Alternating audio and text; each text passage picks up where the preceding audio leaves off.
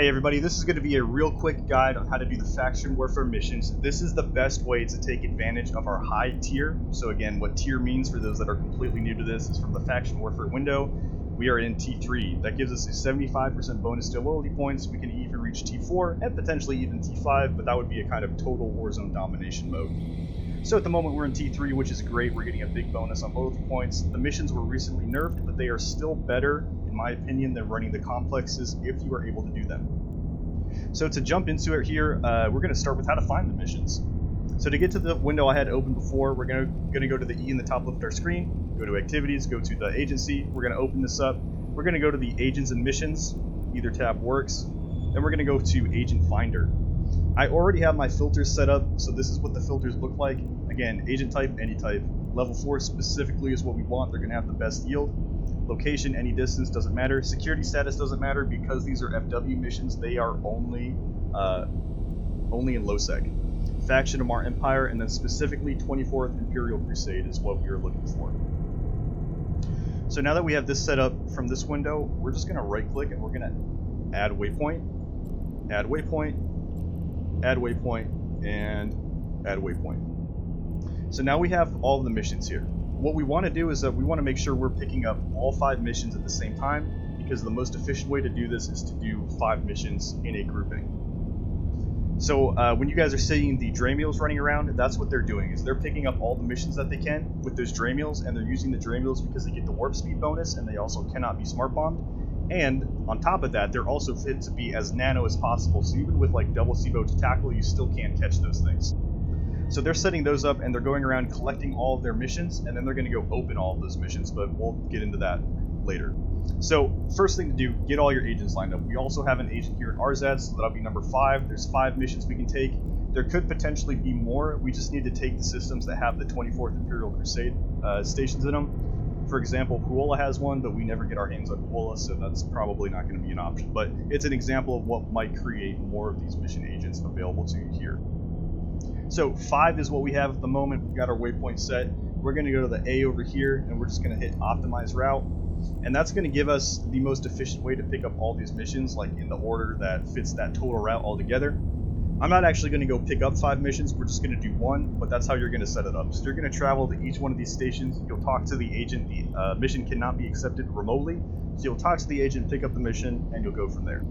So in this case, we're just picking up 1 mission. And that 1 mission is here in RZ. So I talked to the lady here, I got her mission. Now this mission is one that we can actually take. There are only certain missions that you want to take, and they are specifically assassination missions. So that means we are either just killing 1 target, or killing multiple targets, but they're large enough that our torpedoes are going to apply big damage to them. So in the comments below I've got a link to Eve Survival, which lists out all of the mission names that you can take that are the best for doing with the bombers. And they're our most efficient. So this is a pretty normal reward. Again, all of them are going to be around this reward. We're going to get about 4 million ISK just for doing the mission, and then 34,632 loyalty points. That number can go up if we hit a higher tier, but this is about the loyalty points you get from doing a medium. And again, we're going to be doing these 5 at a time, ideally. So you'll have 5 of these missions to do, which will be a lot more efficient than doing 1 complex every like 20-25 minutes for the cap timer on top of killing the rat. So you can read the description. It basically tells you what you need to shoot. There's been some improvements since I last did Faction Warfare that make this easier. I'll show you what I mean when we get going here. But the missions are super simple. As you collect these missions, you want to make sure that you have the location that the mission is at, and you're going to do the same thing that we did when we were picking up the missions. You're just going to add each location to your waypoints, and then you're going to optimize the route if you have multiple locations set, and then you'll follow that optimized route. Again, we're just doing 1 mission, so we don't need to deal with that. So we're going to hit accept on this one, and we're going to get going. So we got our destination set to Ardar. That's where we need to go, and as we go, I will talk about the fit that we're using and why this setup is ideal. There's a few different ways to set up this bomber. You could probably get a better T1 version than what I have going on here, but this one isn't too bad. I actually just did a mission to test it out and had no problems. But basically the rundown of this fit, and the reason that we're going to use bomber, is that it is the cheapest fit that you can actually do these missions in. So we have our covert ops cloaking device, pretty standard. Our torpedo launchers are just meta, so I'm not even using T2 launchers. If you can use T2 launchers, it's worth spending the ISK for it. The higher damage and better range is going to make this more comfortable. Running this cheaper fit is going to be a little bit more difficult, but certainly doable. So next we needed some power grids. So we have an insular current router. We also have a small hydraulic bay thruster to give our torpedoes extra range. Our lock range is only like 68.7. So I do have this in here. It's going to raise this range up to a little over 69. We don't need to put a script into it or anything. You could even put in a precision script, so if you're in range or you're able to kite within range, you can keep that in there. That way your torpedoes apply more damage. You can even put a target painter in here. It wouldn't be a terrible option either. But I like having the range. That's going to give us more options. Other than that, we have 2 damage in the lows, a nanofiber for some additional speed and kiting, a medium shield extender just for a little bit of shield buffer in case you mess up. If you mess up your transversal, you get whacked, you'll have some hit points to work with, and then a prop mod. So the premise to doing these sights in a bomber is that you're going to be sig tanking everything. That's the beauty of these bombers, and that's what makes this thing work. You're just going to be running away from the rats and using that to complete the mission. The missions more or less work the same way in every regard. There's just a few different tactics to how you'll want to approach them, but they're pretty easy to figure out. I'm just going to be doing 1 mission today to show you how it works, and then you guys can work out the tactics from there. Feel free to ask. Anybody in FW for a while is going to have good suggestions for how this actually works. The last mission I did, for example, was Roidus Rage. You're just shooting haulers. So I basically just kited in a circle and then shot my 5 haulers down, and that was the end of the mission. For this one, for uproot, we're going to be targeting a POS structure, I believe, and I'm going to have to double check the mission details to actually see what that is. But that is what we're going to be looking for here. So yeah, we're looking for a star base. So we need to destroy the main reactor powering the shield, so that's what we're going to be looking for. It's going to be a structure. Now, not all of these faction warfare missions have a acceleration gate, so that's the other advantage to a bomber, and the reason why I would not use a battlecruiser. I mean, look at all the people local. The average jumps for these missions is going to be about 7 jumps, and it always takes you into Mimitar space, some high Mimitar region, stuff like that. It's going to be really difficult to get to these missions in anything other than a bomber, or maybe like a Jackdaw. I've seen some people do them in those, but the bomber is definitely a safe bet, and probably your best bet. And then on top of doing the mission spawns in the overview just like one of these sites does, so everybody knows when you go to a mission, and this bomber is a lot easier to get out. This is also a cheaper fit, so we're only spending like 60 mil, so we really only need to complete 2 missions to get our ISK back on the ship that we're using.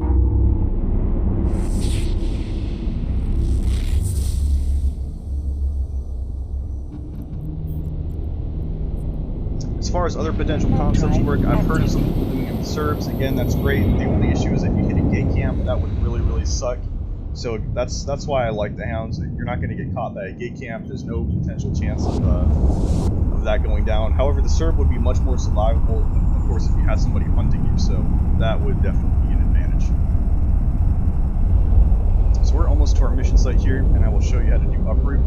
Again, the last mission I did was called Roidus Rage, and that mission has no complex gate, so you're just warping into it's pretty much open space. It is dead space, so you can't warp to you, but there is no gate, so anybody coming to chase you is going to land right in the site.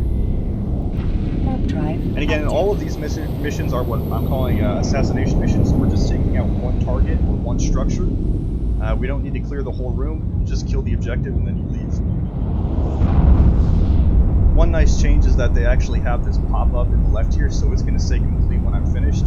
You used to have to actually like go into your mission log, open up the thing, and then see if it said completed somewhere in the text. So they've really optimized this process, or as optimal as EVE Online can be, to be honest, but it's better than it was for sure. And because we're in Mimitar space, like we're in Metropolis, so we're pretty close to the war targets. Winmatar even lives in Ardar, right? So this could be a dicey system to do a mission in. Again, all the more reason to do a bomber. Anyways, when you reach your target system, right-click in space, you'll see your mission available here. Alright, so we're going to open that mission, but we actually aren't going to go to it. I did the same thing with Roidus Rage. Because I know Roidus Rage doesn't have an acceleration gate, I just opened the mission, and then I stopped my warp, and then I warped to it at the range I wanted, because the only option you have from this is just to warp to it. Now see, that's pretty dangerous. If he knows that I opened a mission, he might warp to this one trying to catch me, and that of course could be problematic. So we're going to keep an eye on our D-scan. Another idea too is just to pop the mission, just wait a minute, descan on the mission to see if anybody lands there. Of course, we got some hostile targets here that can give us some trouble, so we're gonna hang out. Hopefully this gate works like the FW gates and I can activate it from range. Okay, I've got nothing on short scan, so we're gonna decloak.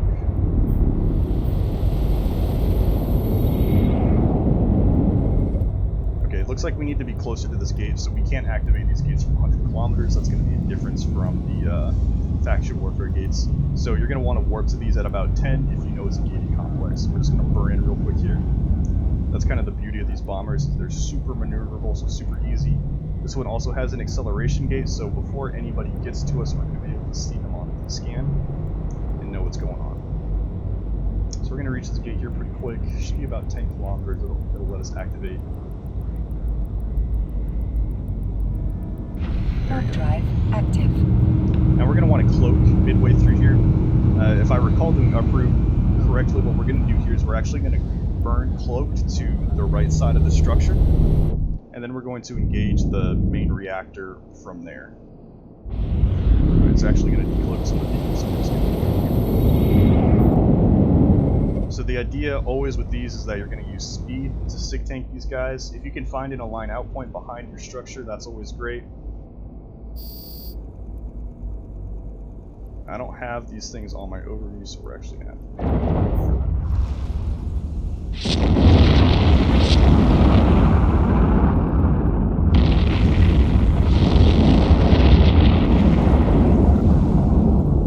There it is, so that's the main reactor. Of course, we've got pretty good range on our torpedoes, so we're going to activate our damage.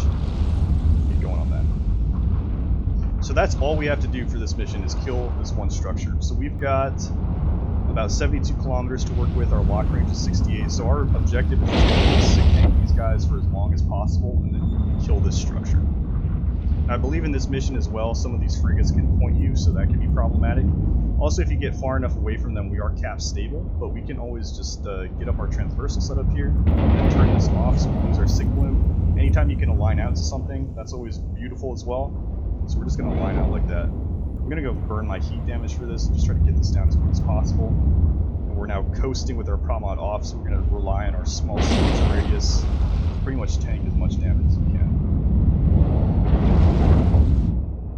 I'm kind of interested to see if they can burn through the shields or if they're going to go around it. That'll kind of affect how we kite here. I do remember this uproot structure having a pretty beefy tank, so that could certainly be an issue.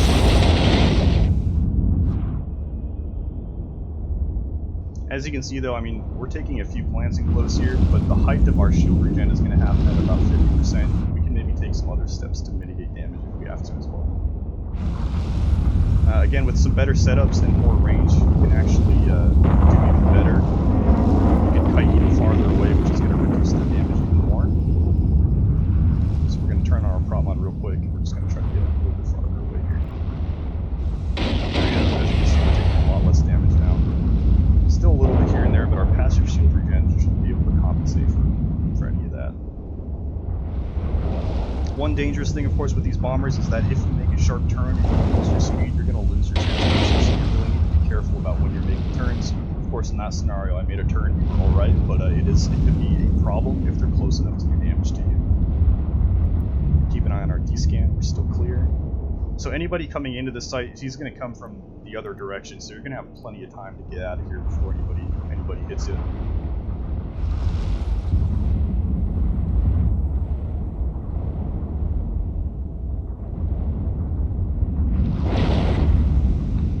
But yeah, this is the premise on basically how every single one of these missions works. Every single mission is going to be some sort of kiting. You're going to kite to mitigate damage. And you're going to kill either a battleship, haulers, a structure, something like that. So we're going to take a little bit more range here. And as you can see, we haven't dipped quite past 50%, but I think it's going to help us reduce that even more. So we're going to relight and large.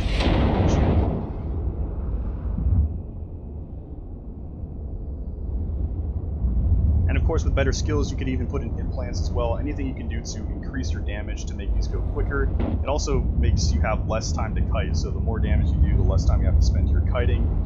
There's always, of course, the option that you might mess up your kiting and get whacked. And of course, if someone picks up your scent and wants to hunt you, then the quicker you can get the mission to get out, it's always ideal. We're almost in the structure here, so we're making pretty good progress. We're tanking pretty well, not having any issues with that. So everything's looking pretty good, pretty good.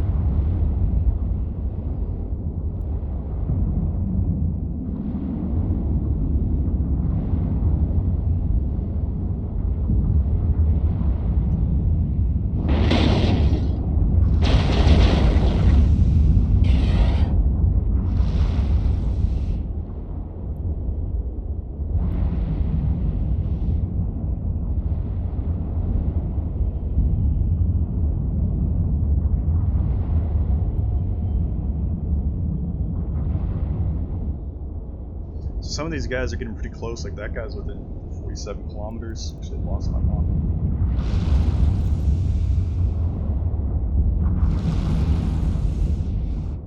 You might want to add these to your overview.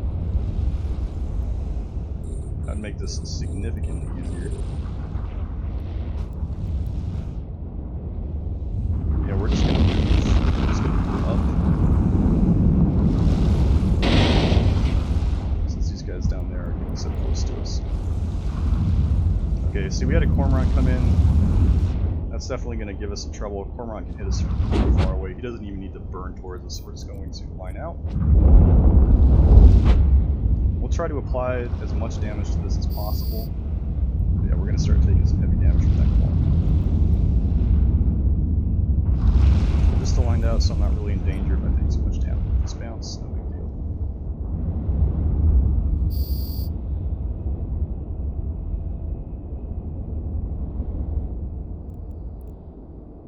I think we can even sig tank this cormorant, or at least kite him, so we're going to try to do that.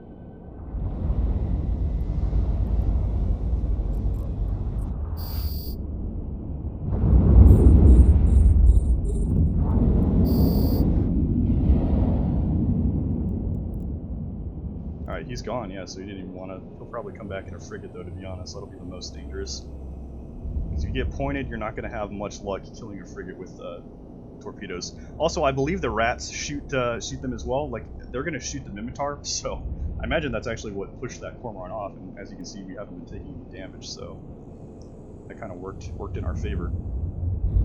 Fortunately, we're in a reload cycle. Module has that run out sucks. of charges. So again, better skills, you can do a little bit better on this. We've also lost our lock a few times, so some of our torps might not have made it if we were too far out. But we are almost done here. We're almost done. This is one of the harder missions, I think. Uproot and Roidus Rage, I think, are the hardest ones, just because of everything that you have to kill. And then on top of that, this silo has a lot of hit points. Alright, looks like he's going to come back in here, but we're going to be done, so it's not going to matter. So watch this on this left here.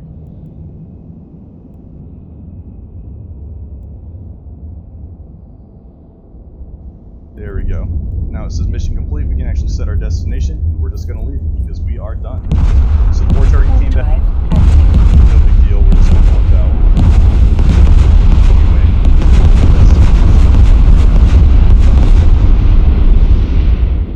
Oh, that was a pretty sick explosion. So that's the premise of the missions. As you can see, we just kind of kited those guys, easy peasy. We got our mission done. Again, ideally, you're going to have 5 to 6 of these missions, so you'll do them in 5 sets of 5. Then you can head back and set your desk to accordingly.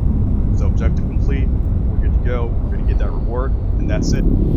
So again, in the YouTube video link, I'm going to have a link to what missions you should actually take. On the missions that you cannot take, just hit decline.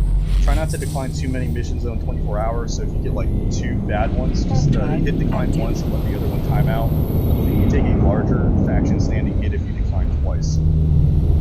So just decline once, and of course you have agent standing as well to be concerned about. If you do not yet have the agent standing required to do the missions, do some of the level 2s and 3s. You can probably get those done in like a Desi or a cruiser. You can even try it with a destroyer.